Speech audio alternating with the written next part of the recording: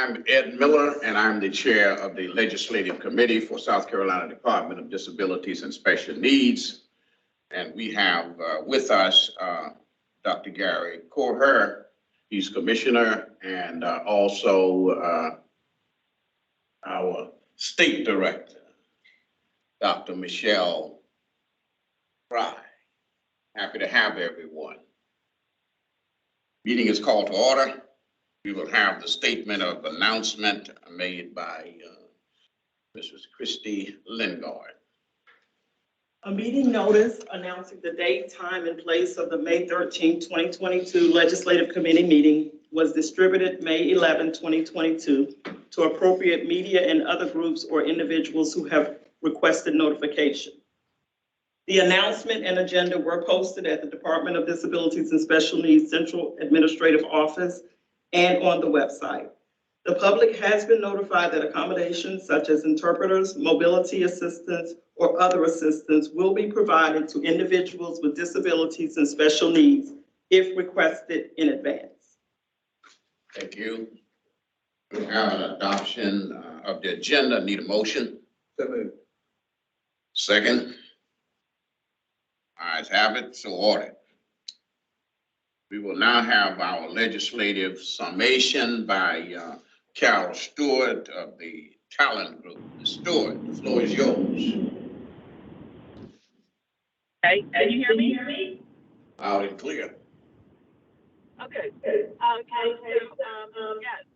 the legislative session did end yesterday, sine die. They did set a sine die resolution to come back the day after the primaries, June the 15th. Is the date they will come back and take up specific items that they mentioned in the sine die resolution. The main one being the budget. I can tell you that the House and Senate funded all of our main priorities, and they continue to be funded at both houses. So it should be a pretty easy conference committee for us in that regard. The good news is that they did add $1.5 million in the second version called H2 of the House budget that for intensive residential facilities for I think beginning with 12 clients, 12 patients, potentially expanding that in the future, but that is going to have to be hammered out in conference committee. It was an amendment that Senator Shealy and Senator Hutto put up on the Senate floor that did not get passed and was taken to the Ways and Means Committee, and they did add it on the House side. So there is support on the Senate side, but you know, we don't know how big that support is, how intense that support is for it. So the budget is you know, the Senate and House are miles apart this year with Senator Peeler's tax cuts and tax rebates. So it's going to be an interesting conference committee to see if they can reach some compromise between those cuts and fully funding state agencies and other priorities.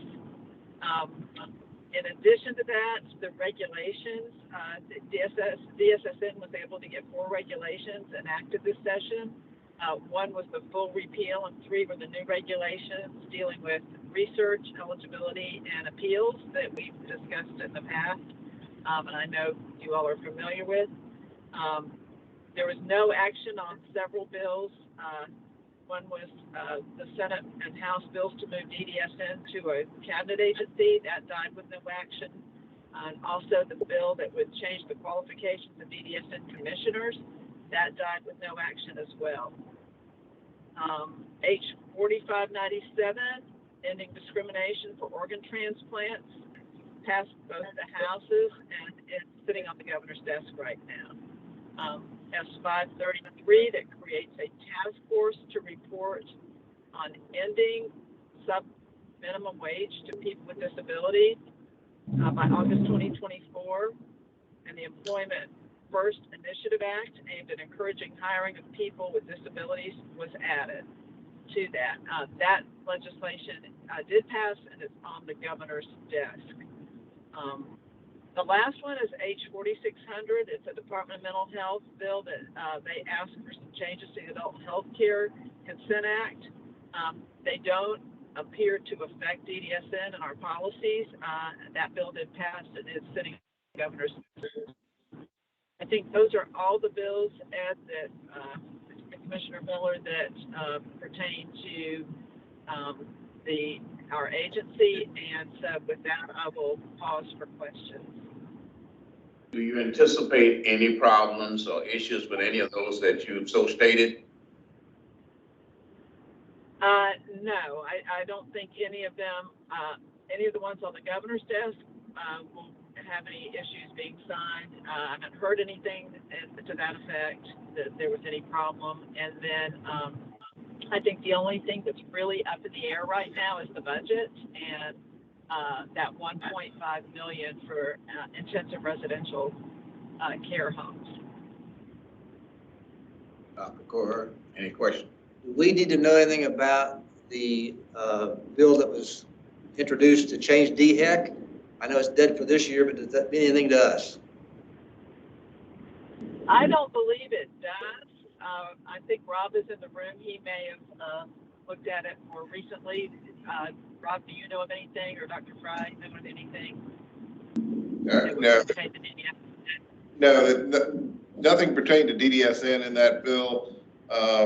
The issue with that bill was the House had concerns about money, federal money, and how budgetary money was getting moved around with it, and they wanted to slow down the process of breaking up a large entity like DHEC.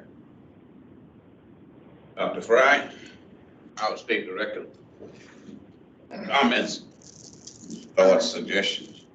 The only, I just reiterate that we're kind of in wait on that 1.5, but I do want to emphasize that should that go through, that will be really exciting. Those dollars would be specific to establishing some youth intensive rehabilitation homes, like CTHs, at homes, that would have Medicaid match. Current state for those under 18-year-olds, the only residential placements for those kiddos are group care intensive homes that are licensed through DSS. So they're entirely state funded. If those individuals, those youth are eligible for DDSN services, we will sometimes split cost on those, but it's entirely state funded. So if we were able to do this, that would allow state dollars to go a lot further, because they would, that 70% Medicaid match, serve more kids. Also, it would have the waiver governed definition of habilitation. And we think it would be really good. It's certainly an area that South Carolina is seeing a number of youth in crisis. So it's very much needed, but we won't know, and we'll continue to keep you updated. Well, with the experts that we have here, see Rob smiling, the talent group, Carol, we look forward to passing of that bill, because it's very important for our youth that they do have decent housing and other things that we can do with them. That 1.5 million, we look forward to it going into the bank account sooner rather than later. I hear you. Any other questions or concerns? Hearing none, I'm looking for a motion to adjourn. Motion to adjourn. So moved. Second. Meeting adjourned.